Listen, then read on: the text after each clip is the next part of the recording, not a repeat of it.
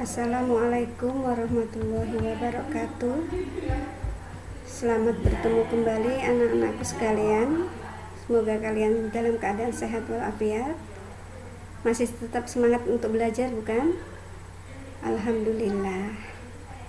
Hari ini saya akan menjelaskan materi kelas 11, yaitu materi ekonomi, tentang kebijakan perdagangan internasional. Pernah dengar kata kebijakan perdagangan internasional? Ya, mudah-mudahan sudah pernah ya. Adapun kompetensi dasar yang ingin kita capai yaitu menganalisis konsep dan kebijakan perdagangan internasional. Materi yang akan kita sampaikan ada 3. Yang pertama adalah kebijakan perdagangan internasional, maksudnya pengertiannya. Yang kedua adalah tujuan kebijakan perdagangan internasional. Yang ketiga adalah kebijakan perdagangan internasional itu sendiri. Kita masuk materi yang pertama.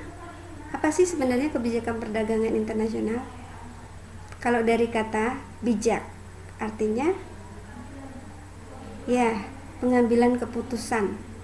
Ya, kita lihat di sini kebijakan yang dilakukan oleh suatu negara, yaitu berupa tindakan atau peraturan yang mempengaruhi baik itu langsung ataupun secara tidak langsung terhadap struktur, komposisi, arah perdagangan internasional dari negara, serta rangkaian tindakan yang akan diambil untuk mengatasi kesulitan atau masalah hubungan perdagangan internasional guna untuk melindungi kepentingan nasional.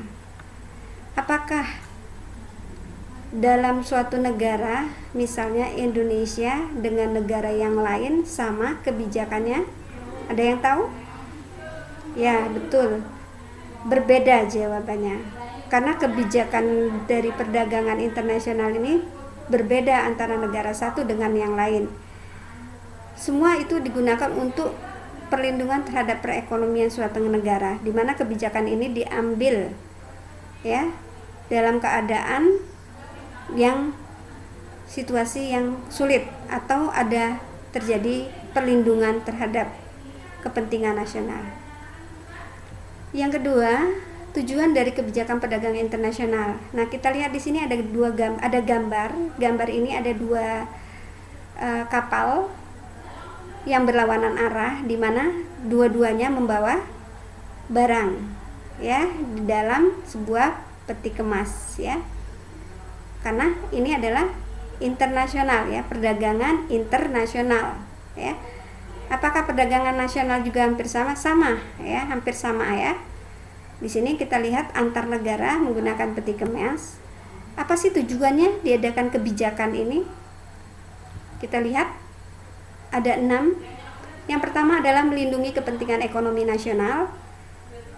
Ya, yang kedua melindungi kepentingan industri dalam negeri. Yang ketiga melindungi lapangan kerja. Yang keempat menjaga stabilitas dan keseimbangan neraca pembayaran internasional. Yang kelima menjaga tingkat pertumbuhan ekonomi, dan yang terakhir adalah menjaga stabilitas nilai tukar atau kurs palas, valuta asing. Jadi ada berapa tujuan dari kebijakan perdagangan internasional? Ada 6 ya. Apa saja kebijakan perdagangan internasional itu? Kita lihat di sini. Kebijakan perdagangan internasional itu ada 2 secara garis besarnya. Yang pertama adalah kebijakan perdagangan bebas. Yang kedua adalah kebijakan perdagangan proteksionis. Kita jelaskan yang pertama, kebijakan perdagangan bebas. Ada yang tahu nak perdagangan bebas?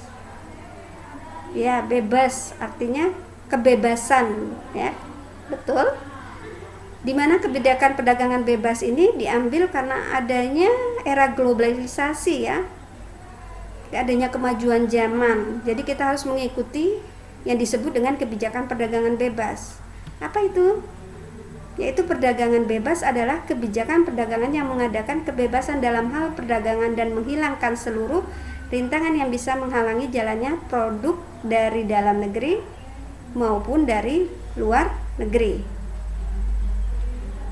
Yang kedua adalah kebijakan perdagangan proteksionis. Apa itu proteksionis? Ya, perlindungan.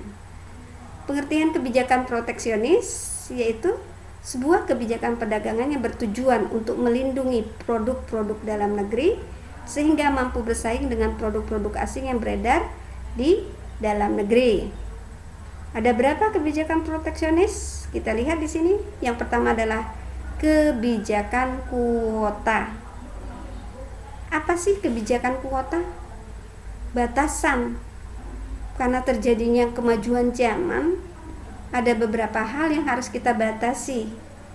Yang pertama adalah membatasi jumlah keluar masuknya barang pada suatu negara lain dalam jangka waktu yang telah ditentukan. Kebijakan ini mengatur tentang apa? Kebijakan impor. Ya, karena barang masuk dalam suatu negara dari negara lain. Jadi disebut contohnya adalah kebijakan impor. Jadi kuota impor itu jangan lebih banyak dibandingkan ekspornya tadi. Ya, nanti untuk melindungi semuanya adalah perlindungan terhadap barang-barang dalam negeri. Yang berikutnya adalah penetapan tarif atau bea masuk. Kebijakan ini adalah suatu kebijakan untuk menentukan bea impor tinggi terhadap barang impor yang bertujuan ketika barang tersebut masuk dalam negeri akan lebih mahal. Tujuannya apa? Untuk melindungi barang-barang dalam negeri. Berikutnya adalah yang ketiga, kebijakan penentuan subsidi. Ya, kita lihat subsidi itu apa, nak? Betul, tunjangan yang diberikan kepada perusahaan yang memproduksi barang untuk keperluan ekspor sehingga barang dari hasil produksi perusahaan tersebut mampu bersaing dengan barang luar negeri.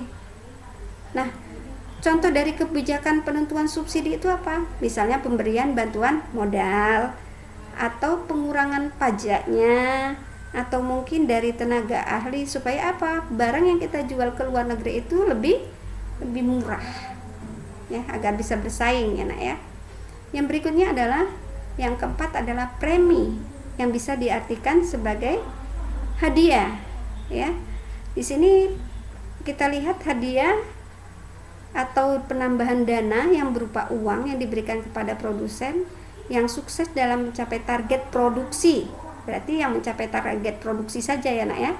Sudah ditentukan oleh pemerintah dengan kuantitas atau kualitas yang lebih tinggi. Artinya kuantitas itu adalah jumlah, kualitas adalah mutu. Berikutnya adalah larangan ekspor.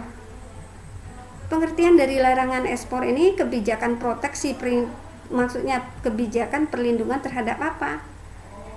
Yaitu diterbitkannya oleh pemerintah untuk melarang kegiatan ekspor yang tidak dilandasi berdasarkan pertimbangan. Yang pertama, pertimbangan ekonomi, politik, sosial, dan budaya. Ini bisa dilakukan sewaktu-waktu. Yang berikutnya adalah larangan impor. Merupakan kebijakan pemerintah yang diambil sebagai perlindungan industri kecil yang baru dalam negeri ataupun bisa juga untuk menghemat devisa negara. Larangan impor. Apabila biaya ekspor lebih rendah dibandingkan biaya impor, maka akan memperhatikan devisa negara. Contohnya apa? Larangan impor pakaian bekas. Itu dilarang, Nak. Obat-obatan yang membahayakan kesehatan bagi kita masyarakat itu juga dilarang. Jadi ada larangan impor. Kemudian diskriminasi harga.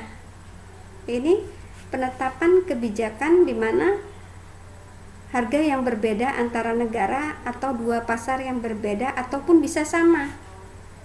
Di sini kita akan mempengaruhi atau mengawasi harga jual beli antara penjual dan pembeli untuk menurunkan harga. Yang berikutnya adalah politik dumping. Ya, politik dumping kita lihat di sini kebijakan merupakan diskriminasi harga secara internasional dengan cara menentukan harga lebih rendah untuk barang luar negeri dan harga lebih murah untuk penjualan di dalam negeri. Tujuannya untuk apa? Memperluas penguasaan pasar dengan mudah. Contoh negara yang menggunakan politik dumping itu adalah Cina. Sampai di sini ada yang mau bertanya, anak-anak? Ya, di akhir pembelajaran itu ada lembar kerja siswa. Tolong itu dikerjakan ya, Nak ya. Kalau tidak ada pertanyaan, Ibu akhiri dengan mengucapkan wassalamualaikum warahmatullahi wabarakatuh.